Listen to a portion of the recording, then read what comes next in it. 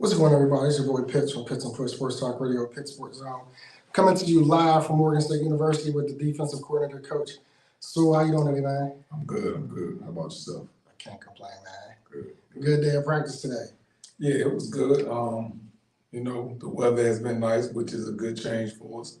We had freezing temperatures every day for practice, probably the last couple of weeks, so it was good to, get some sun and some good weather.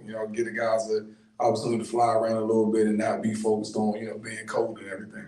So before we jump into some of the questions that I have, you can, for those who may not know who you are, if you can briefly introduce yourself to the audience. All right, I'm Antone Sewell. I'm defensive coordinator and assistant head coach here at Morgan State University. I'm a Bowie State graduate, class of 2003, played football there. Originally from what's now known as the DMV. Born in Washington, D.C., raised in between Washington, D.C. and PG County, New Carrollton, Maryland. Specifically, went to Fairmont Heights High School, which is right in PG County. And then, like I said, graduated from Bowie. Had an opportunity to coach coming out of college. Went to Fort Valley State University down in Georgia. Coached there for a year. Coached back at Bowie for a year. Then my first full-time coaching job was at Prairie View A&M, which is in Texas, about 40 minutes outside of Houston. Was there, won a championship there as a defensive backs coach. Came back to Bowie. Spent the last, spent about 12 years there. Won 3 championships. Has had a couple good playoff runs during my time at Bowie. And, came back, went to Alabama State for a brief stint during the spring of 2022. And, came back home to, coach with Coach Wilson and try to help get things turned around here in Morgan last summer. That's crazy. I did not know you was at Prairie View. Yeah. And that's the SWAC, right? Yep. That's news. I did not know that. Yeah. How does it feel when you go from being a person who was received on the coaching? And was it Coach Frazier was there? Was he your coach when he was there, right? Yes, sir. He was the coach then when he was there. So how does it, you go from being coached to now being coached? Just talk about the passion that it goes into. Of course, football is a passion for you. Right. But being able to give back and pour into those that are coming up after you. Just talk about that emotion of feeling and, your desire to want to do it. Well, for me, it was not would say easy transition. I think that the one thing that helped me is going away to be a grad assistant. I think it would have been difficult for me to coach my teammates, guys that I had just left being on the field with and, hung out on campus and, got into, all different type of things. With now coming back trying to lead those guys right away would have been a difficult transition for me. But, having an opportunity to go away to Fort Valley, my former defensive coordinator, John Morgan, took the head coaching job there. So it was easy for me to go with him because I knew his system. I knew kind of how he wanted to run things because I was one of his captains on the defense during my time at Bowie. But being a coach, it has been fulfilling for me because coaches meant so much to me growing up. I grew up during the time and, just being transparent during the 1980s in DC. I grew up during the height of the crack epidemic, and it hit very, very close to home, in my home, specifically. My dad was, in and out of jail most of the time I grew up. So it wasn't really until I started playing sports and just really, really that's when I started to really, really see genuine, love and appreciation and care from other men. Yeah. Prior to that, it was my grandmothers and my aunt's friends that would come around and they were good men. They helped out and but it wasn't really a mentoring type of deal. Right. They would come around when when we would have family functions or maybe like a party or something like that. So it was always that's Uncle such and such, but they were seen as fun guys. Right. It wasn't until I started to play sports where I started to receive that structure and discipline that I needed as a young man from my coaches, and also just, having little league coaches that weren't getting paid anything, but those guys would pick us up for practice and, drop us off for practice. And, one of our coaches, he worked for the Washington Post, and he would come and pick me and some of my teammates up on, in the middle of the night on Saturday, take us down to the Washington Post plant and have us go out and deliver papers with him on Sunday just to, kind of keep us out of trouble, but also teaches that work ethic, and just kind of teaches that, hey, like there are other ways for you guys to go out and get the things that you want to have. So for me, becoming a coach, it was a natural transition because one, I love the game, but two, it allows me to still to this day have an impact on young men who I know need that. Absolutely. And one of the things that you said, because, not being from this area, but understanding being born in the 80s, the difference for me was that, I had to escape gang violence. Right. So that was my biggest struggle. And unfortunately, my dad living here, I was able to move and see a different side of life or a different location that, in essence, I feel, for me, saved my life. Right. So, and then when you talk about the importance of your coaches, because I remember my coach Jefferson, Coach Bob, you're right. They go from, we look at them as coaches, but they become more than just a coach. Indeed. And, to you, and now pouring that back into, some coaches may not feel like they're mentors, but in genuine they are, right? Because especially at a collegiate level, because you're taking a bunch of different young men from different backgrounds, and now you're trying to force them to be on the same path, the same goal, and operate on the same frequency. And, for you, it's commendable and it's to be commended for, because not only that, your son, like I have a son and I watch how my son grow when he see me help other young men. And I just know for your son and just watching, that's an admiration of his. And not only that, that's more so something that he's picking up that you're not even really directly giving to him, but he sees you doing. So, kudos to you for that, man. Appreciate that. When we talk about the season, you guys are top 5 in turnovers, right? Defense, I haven't seen a defense of yours that don't fly around the ball, right? So do you take, when you talk about your philosophy as being a defensive coordinator, are you taking, is this, things that you love doing and you're implementing that as your defensive scheme, or are you taking bits and pieces of things that you've seen or was taught along the way? I think that what I try to do is I try to make sure that anything I'm associated with, if I'm in a leadership position, it takes on some of my personality. I want to try to make the game fun for the guys. Sometimes defensively, we get in the mindset of, our job is just to stop, and we're also reactionary. Like we have to see what the offense is doing, and then we react, and then we act based off of what they're doing. I want my guys to be aggressive and attack, and I know that it makes the game fun for those guys. When we're attacking the ball and we're game tackling, and we're playing aggressive and we're rotating a bunch of guys and keeping everybody engaged. That makes it fun for our guys. But here, this is a unique situation for me because outside of the brief experience that I had at Alabama State, this is my first time being a coordinator and having a full staff.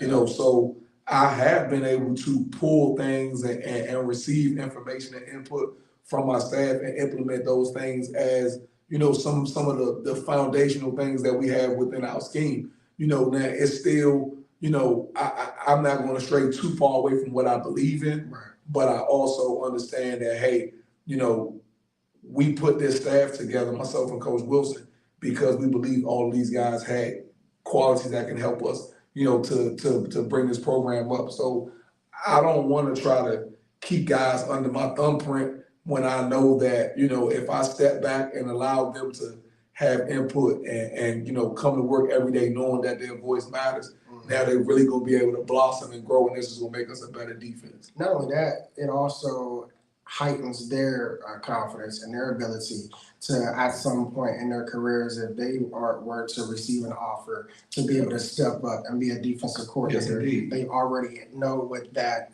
pedigree feels like, because you don't umbrella it to say I'm the boss and we just act as I say act. When we talk about this season that is going, of course, we don't have the wins that we want, but each game, you guys were in it. And defensively, you guys fly around to the ball. You just talk about the mindset of your defensive players. One of the things that I've adopted, whether it be here when I was at Bowie or like the brief stint I had at Alabama State, is We want to be masters of things that require no talent. And effort is one of those things that we talk about a lot, but not just effort, just accountability, being good teammates, communicating.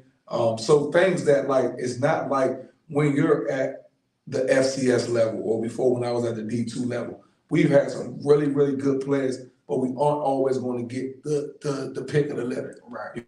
Sometimes we're going to have to get some guys who may be undersized, maybe a step slower, maybe a late bloomer, whatever the case may be, and we have to make those guys into what we need them to be in order for us to be successful. So when you talk about guys flying around and making plays and so on and so forth, my job as the coordinator is I try to put that battery in their back a little bit, just to kind of tell those guys, hey, we have to do this in order for us to be successful. My job is to always set a bar for them higher than even what they can see themselves being. And what I know is you may never reach my level of expectation, but if that's what you're striving for, Right. then I know that there's a good possibility that you end up being a really good or a great player. Yeah. So my job is to set the bar so high that just them trying to reach that expectation level, we're gonna end up having a really good player for ourselves. So, it's one of those things where, I'm constantly just on the guys about their effort, on the guys about finishing. I never allowed them to think that what they did, like doing enough is enough. It's one of those things where, hey, good play, but here's how you could have made a great play. Yeah. Or here's what you could have been, here's what you could have done to make that play 2 yards earlier. So just not allowing guys to get complacent and get in the mindset of, hey, we've arrived. Because once you feel like you've arrived, that's when that fall is gonna come hard. It's gonna be a swift fall. I mean, anytime we feel, and when you say that, it's funny because I shared that with a couple of students at Bowie recently, was that, you never want to be comfortable. You always want to be uncomfortable. The moment you feel like you're comfortable, you don't have any more room to grow because you feel that you've already hit the ceiling of your potential. Right. So, challenging yourself, and not just within the game of sports, but challenging yourself, outside of sports, because at the end of the day, not everybody gets to make it to the NFL. Like, that is our childhood dream. So everything that they learn on the field from you is to transition to off the field as well, and how to, their integrity, their character, their discipline. If you can just talk a little bit before I ask you the final question, if you could talk about just the importance and the leadership of Coach Wilson. Man, Coach Wilson is a guy who I've had the pleasure of knowing for about 25 years now. As a student, as a fellow student, and then the very next year as one of my coaches for my entire playing time at Bowie, and then being colleagues, at Prairie View. We were friends when he was coaching at Texas Southern, working together at Prairie View, and then I was blessed enough to have him call and offer me the job at Bowie. So I've been working beside him for the last 12, 13 years, and I say beside, not under him, because Coach Wilson is he doesn't have a dictator type mentality. It's not, hey, my way or the highway type of deal. Coach Wilson is the type of person who he gives you room and tools to grow, and to me, it's no surprise that we've had the success that we've had, as a program during our time at Bowie, and even, as this thing continues to build, I can see the vision. One of the things that I try to do is just understand that I know it. We have some guys, coaches and players, who haven't seen how it all plays out. Right. And sometimes they don't necessarily agree with why we're doing this, why we're doing that. And I'm like, hey, the best thing to do is just realize what we're doing. Figure out how to get what you need to get within the parameters of what he's given us. But he's the type of guy where if you identify a problem, as long as you have a solution, he's okay with it. He's not going to say, hey, we're going to do this because this is the way I say do it. There's always a method to things that he does. He's a guy, he has a degree in social work, so he's always always working on the psyche of others around him. Again, that's coaches, players, administrators, and everything. I know that he's a guy that's always 2 steps ahead. You know, when you think that, like you kind of like he does on this kind of head scratching, he understands what he's setting it up for. Like you playing chess, you know, like why did you do that? Well, I know if I do this, you're gonna do that, and now then I'm gonna make my move, you know. So and for me, an easy guy to work with because, you know, I've built up enough trust with him where he's never just over my shoulder. Right. You know, it's never, hey, do this, do this, do this. He'll come to me and say, you know, even when at practice at times when he comes down and he stands and watches the defense, I know I'm not being judged.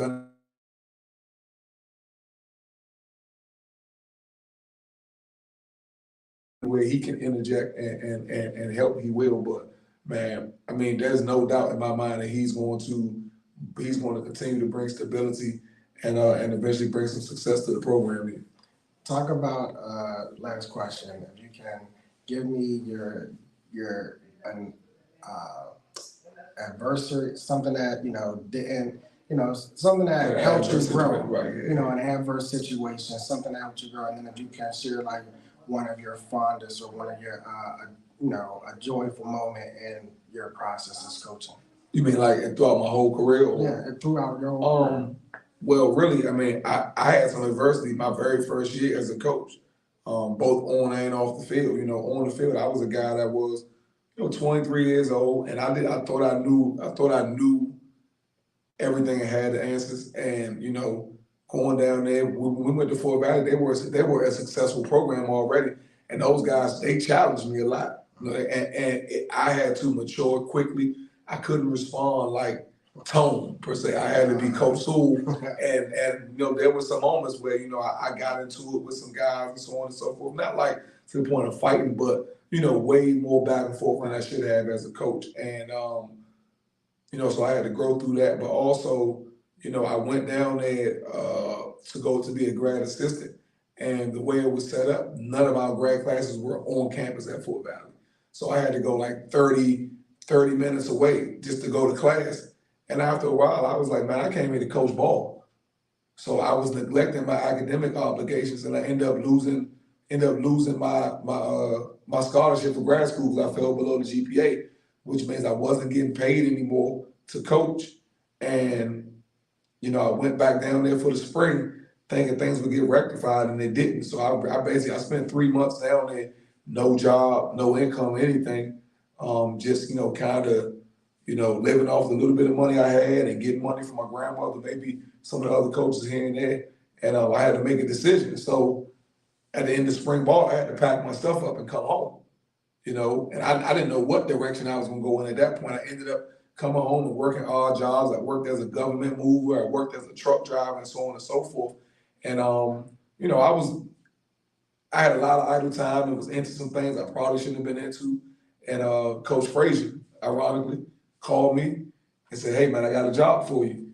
And I was like, Coach, man, I'll leave tomorrow if you need me to. Like, I knew I needed some direction in my life. And he called me. I mean, he was like, well, I got to wait till July 1, but the 5th of July, you need to be here ready to work. So, and this was like May 2005. So, that's why he and I are so close. Obviously, I played for him, but he really, in my opinion, he saved my life because most of the people I was hanging with at that time in between Fort Valley and volunteering at Bowie and going to Prairie View. Man, honestly, most of those guys are dead and in jail now. So there's no telling where I would be had I not got that call that day. So I'm always extremely grateful for him for that. And what was the other one? Well, actually, you kind of really did. Okay. Like the greatest joy, and that's the joy is that. Honestly, my greatest joy is winning the championship at Bowie because it was a full circle moment. Because my last game at Bowie, we lost the championship, and winning the championship was the greatest moment. It was like kind of the culmination of all the work we put in.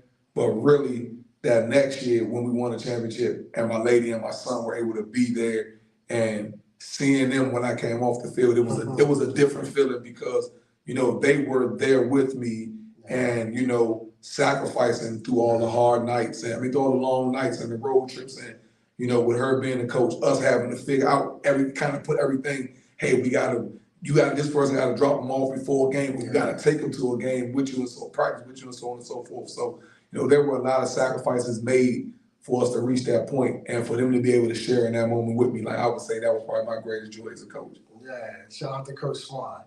So this was great, man. I appreciate you. Wow, it's crazy, you know, because when I tell people, it's like I remember when I was at Bowie, but you know, I was a knucklehead at that year at Bowie. So, you know, and I had some growing up to do.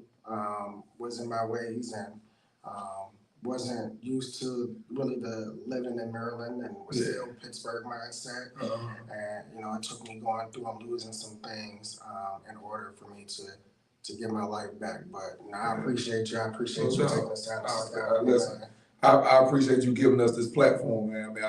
I think we have a lot of good things going here at Morgan, at Bowie. You know, I think all of the entities that you guys focus on, I think it's great because it's like you guys understand that we have some really, really great quote unquote hidden gems right here in this area. You know, I think you guys do a good job of helping get that message out to other people. So absolutely, it's appreciated for sure. Again, catch me, your boy Pitts and Push Sports Talk Radio, Pitts Sports Zone. Coming to you live, Bowie TV. Check us on Comcast Channel 77, Verizon Channel 11. Again, here with Coach Sue, Morgan State University Defensive Coordinator, Assistant Head Coach. We out. Thank you. I appreciate you.